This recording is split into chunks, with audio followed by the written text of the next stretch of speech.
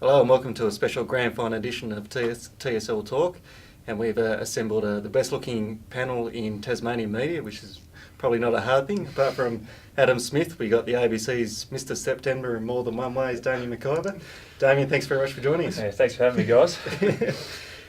Burnley, Launceston, it's probably the back half of the season, the two best teams. We've got them playing at Aurora Stadium on Saturday. Burnley chasing their first ever statewide grand final, whether it be in the TSL or the old statewide league. Will that be a burden for them? Will that be a pressure on the Dockers going into Saturday's game?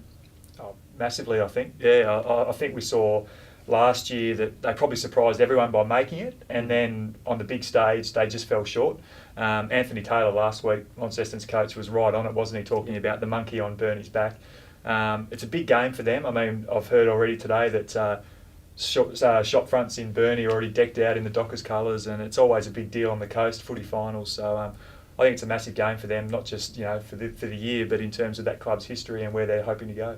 And it's like we've seen in the old statewide league, they had, I remember Justin Platt coming down and was chasing his century goals at North Hobart, and Burnley were the red hot favourites, and they still couldn't get over the line. So it will be a significant achievement if they do get that first flag. Yeah, it will be. And I guess Launceston were probably in a similar boat last year, weren't they? I mean, they had the pressure of coming into the competition as an NTFL powerhouse and have really struggled until they got there. And a few of their players have spoken about that as well this week, saying how they felt the pressure of having to go that step. So there's no doubt that the roles are a bit reversed this year, and Burnley are favourites, and Launceston's the one they're going to try and cause the upset.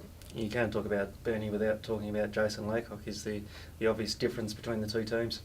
Yeah, if he steps up, which apparently by all reports he did a fortnight ago, 20 odd marks, and Burnley get the win. I think if he plays well, if he dominates the game like he can, I can't see Launceston beating Burnley. So what should O'Donoghue do, the Blues ruckman? Should he go one-on-one with him and follow him all around the ground, or should he get into his own dangerous positions and maybe give Jason something to think about? Yeah, maybe take his kneecaps out might help, I reckon. Look, he's such a dominant figure, I think, and the conditions played into his hand at West Park a couple of weeks ago. It was windy, he reads the flight of the ball so well, and they just kept bombing it on his head and he kept taking marks. So we know he was injured in last year's grand final and obviously a bit below his best, and had a few other things on his mind with a pending fourth child. So O'Donoghue, I reckon, you have to try and hurt him the other way. Whether that means him pushing forward and trying to get Laycock out of his comfort zone, I don't know, but in the middle of the ground, I reckon you're just going to have to try and hope that you can at least match it with him, and maybe their on-ballers can shark a couple of taps and pressurise that ball going forward. Do you reckon he'll get in his face a little bit? He's a physical player. O'Donoghue? Yeah. Oh, he may do. Yeah, we've seen he doesn't hold back on the field, so maybe that might be one way to try and unsettle him. But as I said, at the taps, everyone knows how good his tap work is with his hands and feeding those on-ballers, that you have to try and do something, and that might be one thing to do. He's such a laid-back character, though, Laycock. I don't know if it'll upset him too much. Might even wake him up a bit, so might backfire a bit for Launceston there. Do you think O'Donoghue should be playing, though, in this game?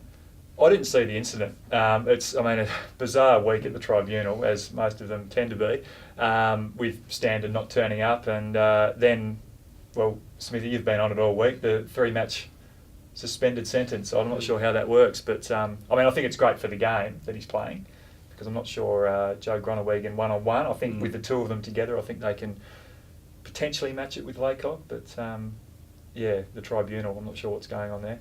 The other interesting factor, I suppose, is the ground that's playing on Aurora Stadium. It's a huge ground, biggest used ground in the AFL. Burnley are coming from West Park, where they've only played 2 games in a month, both at home. Will that be a factor? You'd have to say so. I guess Launceston consider Aurora their second home, and they train on there. I think we saw it, they've said, pretty much for the whole final series. So the key to their game is going to be their run. They're going to have, I'm not saying Burnley are unfit or can't do that themselves, but they have to get the ball on the ground, and they have to be able to use it and use it well to keep Laycock out of the game. If you let him dominate the air, you're a step behind already. So, they've been there. They play more games, obviously, than Burnley do at Aurora.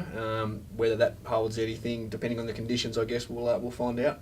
We're waiting on selection of the teams, but there's a possibility that former Essendon player Andrew Lee could come back in, who hasn't played since tearing a thigh injury in the state game. How much a risk is that going to be? I know he's obviously a very good athlete. He's a former AFL player, but hasn't played for so long. Is that a risk? It's a big risk, but it's a grand final. And I was actually watching the last year's game this morning, and he had a shocking game last year, Andrew Lee. He was one of the few Dockers that didn't stand up. So I think on a personal level, he'd be really keen to play and play well. And he's just such a tough matchup. I mean, he's tall, but he runs. He's got a good engine. Apparently, he's been training quite a bit, so his fitness, he should be okay. And he's another option up forward. So I think if he's even probably 90% fit, they'll play him. Adam, you thought they might use him in a different way? Yeah, I think the sub could come into play here. You know, whether you start him on the ground and maybe just tell him to go hard for a half, quarter, 2.5 quarters, that might be an option to inject him, or even start, if he is the sub, and then come on in that period and try and do the same thing there. I mean, he's going to have an impact either way, you think, and he probably won't see out 4 quarters. If you haven't played football for 2 months, it's very unlikely. So that's an option. Brent plans keeping his cards very close to his chest, as he usually does, as we know. So we'll wait and see on that. But that could come into play, I think. I guess Baldock's the other one as well. He came on as a sub 2 weeks ago, and they're probably still weighing up whether he's got a full game in him or not. So whether those two might even swap roles, you could use one for a while and one for the other. That might be an option they're looking at. Dockers obviously start favourites. Did either of you two give the Blues a chance at causing an upset? They're a chance, Yeah. but I think Burnley will win. Yeah, I agree. I think they're just they're too well over the ground. Laycock factor, plus they've just got a bit of extra depth this year as opposed to last year that I think will be the difference. Comfortable?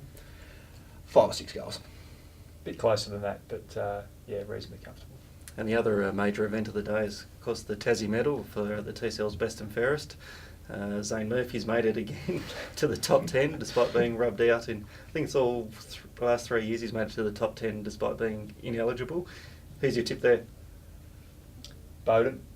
Yeah, he's had a good year, hasn't he? Shackleton won the RACT Player of the Year. You'd have to suggest he'll poll some votes. Bryce Walsh was an interesting one for me. Made top 10. Obviously, the umpire saw enough of him. So, yeah, I'd probably say Bowden or a Luke Shackleton. Do you give him any chance come draft time, either the national draft or rookie, mature age rookie? Yeah, rookie maybe. There's definitely some interest, but yeah, it'll be an interesting one. He's had some clubs contact him. There's been a few interviews, but yeah, an outside chance, I think. Yeah, it'll be another little feather in his cap if you can say, well, I was the best player in the TSL last year as well.